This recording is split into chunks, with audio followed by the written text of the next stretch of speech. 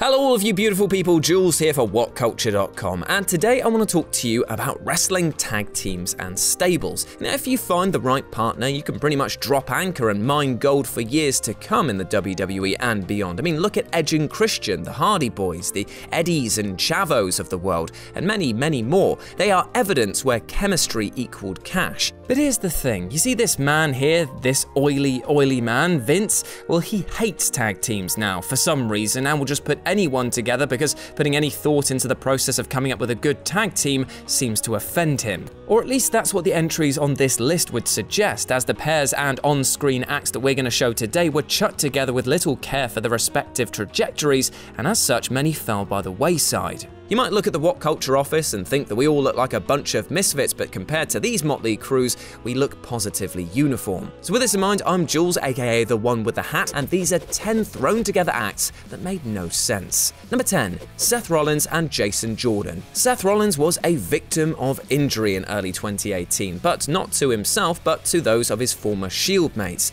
Roman was off with mumps and Dean Ambrose was out on the shelf due to his first major injury since debuting in 2012. Therefore, this Hound of Justice was left pretty much chasing his tail, and so bumped around the card until the surprise reveal that Jason Jordan was Kurt Angle's son. The pair were then thrown together to the despair of many, and while Jordan was a competent in-ring performer, the angle of being made of Angle was dead on arrival. Jordan's unceremonious dumping from the Survivor Series main event by Triple H had projected something of a wider disinterest in his character at the time, and the plug was pulled when Jordan took an injury of his own. Now, it would be wrong to say that the pairing was beneficial to either man, but to be honest, it was in a place where it could have become an interesting story, due in part to the fact that Jordan was becoming a dick as time went on. Alas, we'll never know what could have been, and the Kingslayer went on alone. Number 9. PCB. Imagine the sheer laziness of coming up with a stable name that was just the first letter of your names for a start, and second, imagine that your original name was Submission Sorority until an adult website called up and said, yeah, that's actually our name and congrats, you are now officially Paige, Charlotte and Becky who tried this gimmick in 2015. It was a right mess to say the least, and with Becky being turned on by both other members, it was hard to ever see them as a threat. Plus the chemistry simply wasn't there, what with their arrival bearing no build-up whatsoever, and it was only when they split up did things begin to heat up once more. They were, in effect, 3 remarkable talents limited by working together, and were a tipping point for the whole division at the time, which for some reason was obsessed with groups of 3. Thankfully, they split before they brought each other down the card. Number 8. XFactor. XFactor is a perfect example of too many cooks or cocks spoiling the broth. When things kicked off with Just Incredible and X-Pac teaming up to annoy and aggravate other talents, there was a clear mileage between the two, being 2 pissant heel characters. However, someone decided that these two just weren't big enough, and so enter Albert, the big weighty cock ring to these little testicles. Now in theory it could have worked, but the tone was completely out of whack with them, with Just Incredible being presented as a screw-up, Albert as an oversized idiot who kept being bamboozled, and X-Pac who had taken all of the goodwill that he built up over his long career and just was flushing it away with loss after loss. When they disbanded quietly, there were few who mourned the loss of X-Factor, and my god, what a crap name. Number 7. Cody Rhodes and Drew McIntyre. Now, McIntyre might be experiencing something of a career renaissance at the moment, but he's no stranger to, well, working with strangers, and quite possibly had some déjà Drew after claiming the Raw Tag Team belts with Dolph Ziggler. Because you see, on paper, Dolph and Drew don't work, but then again, neither did the Scottish Psychopaths run with Cody Rhodes in 2010. It made little sense for the Chosen One to partner with dashing Cody, and their chemistry never really clicked with each other, nor the crowd. Even claiming the titles in an effort to legitimize them didn't work, and soon they were left without the bronze when John Cena and David Otunga swiped them for it. Now, in all honesty, both pairs in that matchup were trapped in awful mashup teams, but because Cody nor Drew was blessed with Cena's golden kiss from McMahon, they were relegated to irrelevance just as quick as they had formed. It was only after both leaving the WWE that their true potential was allowed to develop, making their previous partnership all the more strange. Number 6. Eddie Guerrero and Tajiri. Tajiri as the last-minute replacement for Chavo Guerrero definitely should have changed the booking too, as when the duo went on to beat Team Angle in a ladder match at Judgment Day in 2003, it inadvertently scuppered the company's attempts to bring Latino heat back as heels.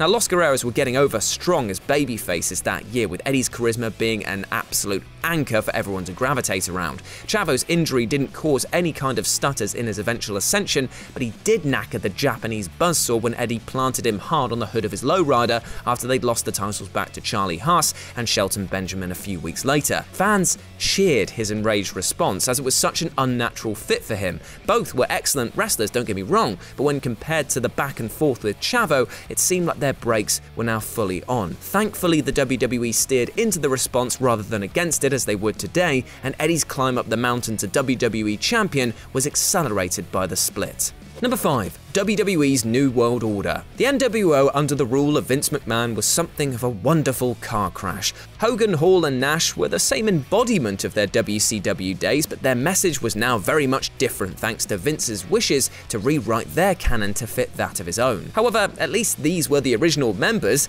The same can't be said of the completely at odds team-up of Big Show, X-Pac and poor old Booker T, who had to step in after Hogan went babyface and Hall was fired. Is it any wonder that this team-up failed, seeing as that, apart from all working in WCW and being part of the NWO, which is like saying that you're an Adam here at What Culture, means absolutely nothing, had little in common. So instead of pulling the plug because that would mean taking a hit on merch, Shawn Michaels was in and Booker T was very much sent out in a rather ugly moment. Thankfully, Vince put a bullet in the stable, finally realizing that the group held little cohesion without the original three.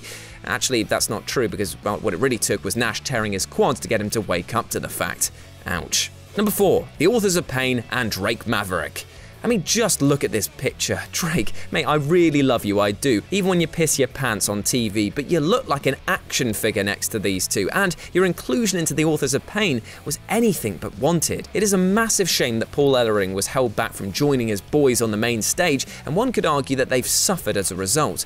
Now, originally people speculated it was because Ellering didn't want to travel so much, but in actuality, it was because they wanted him in NXT, helping the next wave of bruisers to come up through. Now, weirdly though, creative thought that a good replacement for this in-ring veteran was the 205 Live general manager Drake. And while on paper his turd on a shoe, big mouth, little man gimmick could have worked, he was a babyface at the time and he lacked the authority of Ellering and looked completely hilarious in his tactical vest. Just put him in a suit. Just put him in a suit. Here's hoping that their next run is slightly more impactful than their often stalled debut. Number 3. The NWA. At the end of 1997, Jim Cornette had been cutting some fabulously acidic promos on the state of the industry at large, but a storyline endgame never really showed itself. That was until James E. appeared on television with the NWA North American title and other relics from the tired governing body that was, at the time, as irrelevant as it could have ever been. The subtext, though, was obvious enough. Cornette in his age style was back to wreak havoc on WWE's Attitude Era reinvention, but neither the gimmick nor the performers deployed had the chops to tread water in the company's, well, choppy waters, let alone swim successfully. Jeff Jarrett was a limp champion just as much as Barry Windham and the Rock and Roll Express were limp new heels. Cornette even acknowledged as much when Bob Holly and Bart Gunn were forced into ill-cast new Midnight Express roles. Their beatdown of the remaining NWAers was meant to be their official exit, but nothing came for either man until Holly went hardcore and Bart knocked Bradshaw to the floor in that infamous Brawl for All. Number 2. Rhino and Heath Slater. I honestly love this pairing up and haven't been so invested in this much man, beast, I got kids catchphrases and aggressive goring since the last time I made love to your mother. However, we all have to admit that it made little sense to see Rhino and Heath Slater of all people team up. And also, yes, that's my one per list. When you stack these two talents up together, it's impossible to see the connection bar that maybe neither man got their dues for the time that they put into the business, but then you could say that about so many others. It was never really explained why Rhino was acting so diligently as Heath's hired gun, but fans took to the odd couple, mainly because it was presented alongside Heath's desperation to join either brand after the split by any means necessary. But the best thing about this team-up, though, is that at the time of presenting, they are still going, so despite how off-brand it might look, there's clearly something working between them. And maybe it's a case of the one team on this list that, while it makes you scratch your head, in terms of bringing in a steady paycheck, makes more sense than anything else. And number 1, The Core. Though the core were supposedly formed as the elite crew from a Nexus faction ripped apart by CM Punk at the end of 2010, Wade Barrett was left basically heading up a gang of losers because, if we're being harsh, none of the members stood a chance of making it to the main event on their own. There was a flicker of greatness between the warring units thanks to a decent scrap at the 2011 Royal Rumble, but soon everything dispersed as CM Punk's group had been vipered thanks to Randy Orton, and this left Barrett to wade into loss after loss, the worst of which was an utterly embarrassing defeat against Kane, Kofi Kingston, Santino Marella, and The Big Show, a thrown-together group which held more credibility than the core. That is saying something. The defeat sent the group into a spiral, and soon only Heath was left standing. Probably the last person you'd expect, but as I previously said, he's got kids to feed. And there we go, those were 10 thrown together WWE acts that made no sense. Let me know what you thought about it down in the comments section below. But before we go, my friends, I want to talk to you about something a bit different, something that we can all band together on because this does make sense. And that is that you should treat yourself fairly, both physically and mentally, as best you possibly can. I know there's a ton of pressure in our society to succeed first time, first and every time. You know what? That's just simply not the case, and we should accept that losses come and happen fairly regularly in life, but we shouldn't let it put us off from trying again. And if you need help picking yourself back up, getting yourself into that mental dojo to fight once more, then please ask for help. Friends, family, support professionals all care about you, and we will help as best we possibly can. And if you want to chat about this or anything else, you can follow me at RetroJ with a 0 over on Twitter. And as always, I've been Jules, you have been awesome, never forget that, and I'll speak to you soon. Bye!